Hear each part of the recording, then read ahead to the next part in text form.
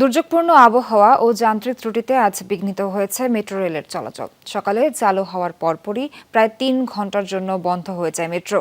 পরে ত্রুটি সারিয়ে 10:30টা নাগাদ চলাচল শুরু হলেও স্বাভাবিকের চেয়ে লম্বা সময় বিরতি নিয়ে চলছে মেট্রো রেল। এতে গোটা দিন জুড়ে ভোগান্তি পোহাতে হচ্ছে যাত্রীদের। শিয়া বাটার, অ্যালোভেরা ও ভিটামিন ই সমৃদ্ধ লিলি বিউটি সোপ। ঘূর্ণিঝড় রিমালের প্রভাব পড়েছে দেশব্যাপী।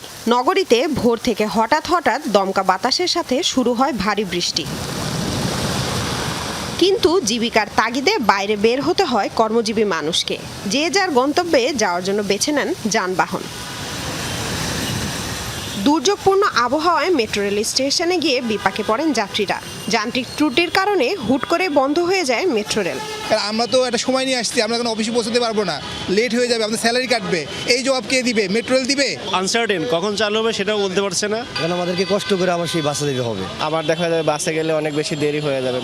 মেট্রো বন্ধ থাকায় সবচেয়ে বেশি বিপাকে পড়ে অফিসগামী যাত্রীরা। ট্রেনটা বন্ধ, কেন বন্ধ কেউ কিছু বলতে পারতেছে না। বাইরে তো বাসও নাই, মানে যাওয়ার মতো অবস্থায় নেই। মেট্রোতে তো চলাচল খুবই সুবিধাজনক, হুট করে অফ হয়ে গেলে তো আমাদের অনেক প্রবলেম হয়। এই বৃষ্টির দিনে এখনো না উবার আছে না কিছু আছে, কিছু তো খুঁজে পাচ্ছি না। অফিস টাইমে ঠিক মতো যাওয়া যাচ্ছে না। এটা আগে মানুষকে জানানো উচিত ছিল। আমরা কার্ড করছি, যারা এমআরটি বাস কার্ড বা অন্য যে কোনো কার্ড, সবগুলো মোবাইল নাম্বার দিয়ে রেজিস্ট্রেশন করা। ওইসব নাম্বারে একটা পুশ SMS দিলেও হতো যে আজকে এই মুহূর্তে মেট্রো রেল বন্ধ আছে। ভোর 7:34 বন্ধ হয় মেট্রো রেল চলাচল। কর্তৃপক্ষ জানায় পাওয়ার লাইনের সংযোগ জটিলতাই কারণ।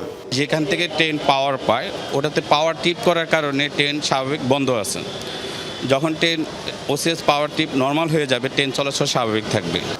দুর্যোগপূর্ণ আবহাওয়া ও যান্ত্রিক গোলযোগে প্রায় 3 ঘন্টা বন্ধ থাকার পর আবার শুরু হয় মেট্রো রেলের চলাচল।